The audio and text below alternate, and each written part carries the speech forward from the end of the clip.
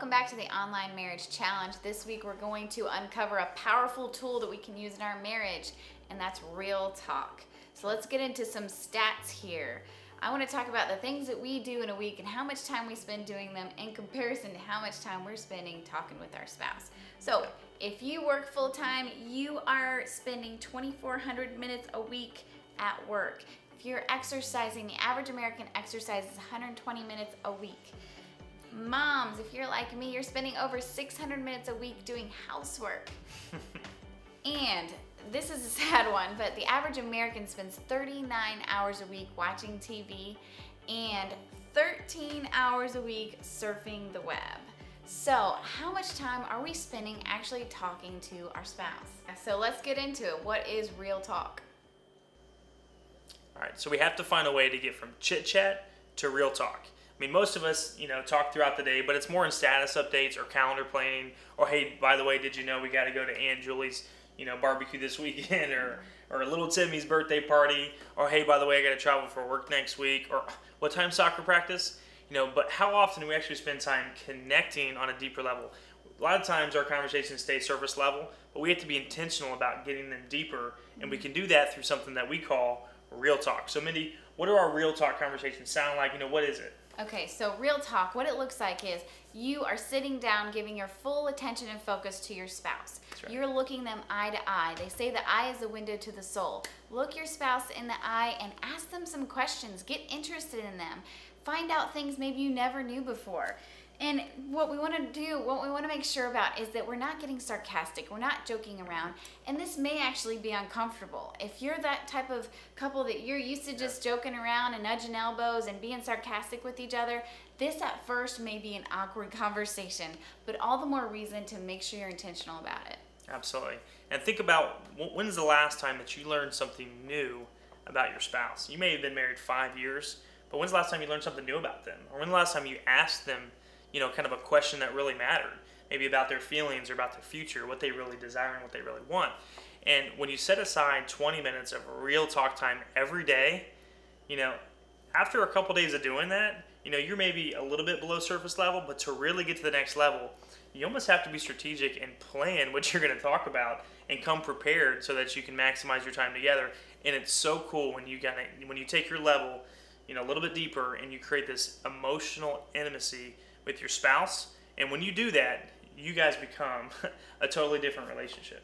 Yeah, and you're going to have to be strategic, and the crazier and busier your schedule is, if you have a lot of kids like we do, you're going to have to be more strategic in planning. That's when right. Is this time going to be for us?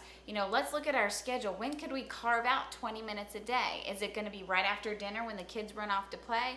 Is it going to be just before bed, or do we have to get up a half hour earlier right. so that we make sure we get this time in? And no matter what you have to do, the key is no excuses. You got to prioritize this, be intentional, and find a way to have real talk.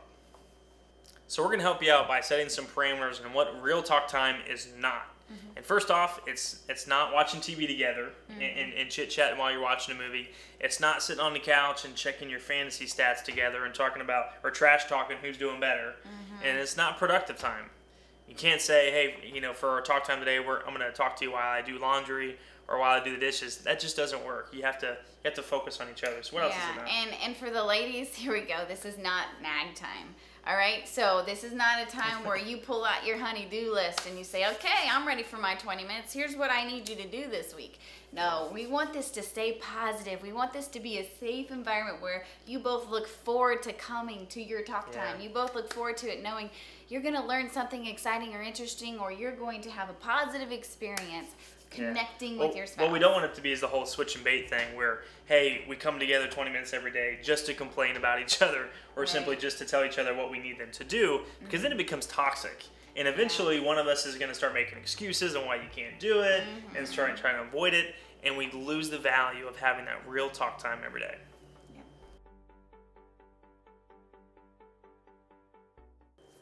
All right, so think of the last argument you two had. Could that have been prevented with proper communication? That's why this real talk time is so important. We're putting these healthy deposits into our marriage because every now and then there's gonna be that topic. You're gonna have to bring something up that may not be easy to hear, huh? Yeah, for example, something that's real in our relationship is that on occasion I have to travel for business. And so I know when I bring that up to Mindy, if I sort of spring it on her when she's in the middle of juggling 2 kids and changing diapers and doing laundry, and if I say, hey, by the way, I got to travel to Indianapolis next week. I'm probably going to explode. Explode. Right? And so what I've found is that because we have strategic times to talk, and there's a real talk time scheduled, is on occasion I'll ask permission and say, hey, Mindy, there's something going on with work that I'd like to talk to you about. It may involve some travel. Is now a good time, or would you like to talk about it in our next real talk time?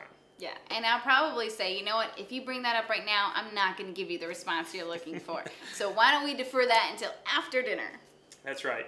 And it gives us both some time to process it, think about it, but then in a very safe way, we can bring that back up in our next real talk time and be more productive and be more positive about it. Yeah, honestly, because it gives you time to process and decide to have a positive attitude. You find some pros when you're looking through the pros and cons, and you have time to process this before you just start having this blow-up conversation you know wasn't going to be easy. Another example it might look like is maybe there's something that is really sort of weighing you down, stressing you out, something that's been on your mind for a while. And because you're having a good day or because you're having a good week and you really don't want to just bring up that thing, kind of out of left field and throw your spouse off guard, sometimes you just never bring it up at all. But if you have regular time scheduled, you can create a safe zone where on occasion you can say, you know what, while we're talking, there's something that's just really been kind of on my mind. I'd like to bring it up. Do you mind if we talk about it right now? Yeah. And always ask permission because it gives them the option, you know what, now's not really a good time, but we will get back to it because that is important to me. All right, so why is real talk so important? Why are we stressing it so much? Real talk is important because we all want to be heard. We all want to connect. There's a desire within us to connect with other people. We need to ensure that this is happening with our spouse. So fellas, real talk time can be an asset for us. We have to create an environment and a regular outlet for our spouses to really pour out their hearts to us. And although it might sound mushy, it might be uncomfortable, but women want to be able to talk to their husbands. They want to be able to talk about what their desires are, what their passions are, what makes them happy, their vulnerabilities, and you have to do it in a safe way. And if you can use your real talk time to create that environment, you're going to affair-proof your marriage. You're going to be the guy that they've always dreamed of that makes them feel loved, safe, appreciated, and valued. And when you do that, you're setting yourself up for success. Now I'm going to talk about something that is not very widespread topic these days, but we term it an emotional affair.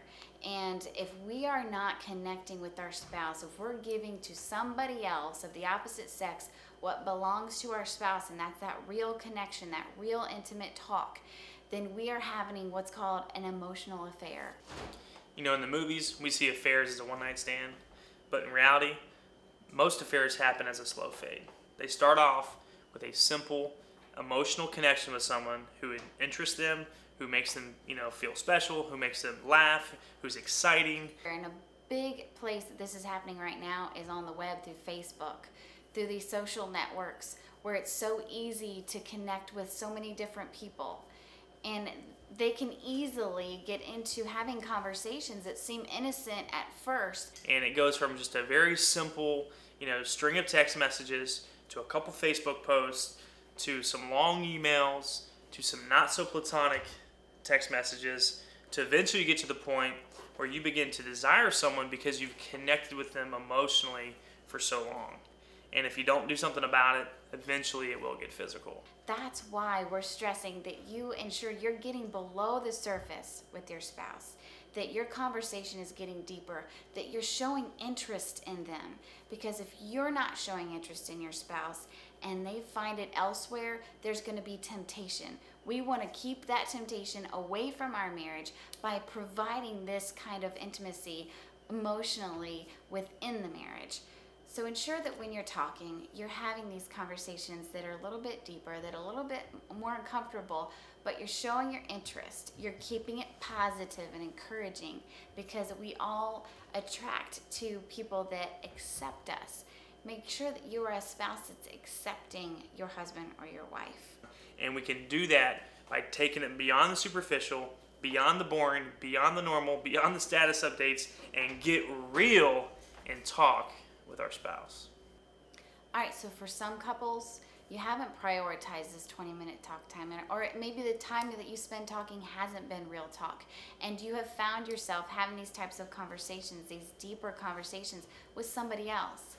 What you're doing is you're giving something that belongs to your spouse to someone else. And I'd highly recommend that you end those types of conversations with that person and you start giving that to your spouse, and you start having those deeper conversations, that real talk with your spouse, with your husband, with your wife, and you watch your relationship deepen and get stronger, and you affair-proof your marriage. All right, here's the challenge: 20 minutes a day, real talk. Make sure we're getting below the surface, asking some questions, talking about things we've never asked our spouse before. If you had something on your heart, or it's an aspiration, a goal, a dream you've never expressed to your spouse, this is the time to do it. If there's something you've always wanted to know about your spouse, and maybe you don't know where to start. Maybe you're not sure what to talk about. You sit there and you're like, what are we supposed to say? Here's some conversation starters for you. Here's a few discussion questions. Ask your spouse this: where do you see yourself 10 years from now? What do you see us doing? What do you see our house looking like? Where do you see us 10 years from now? Here's another one. Are you happy?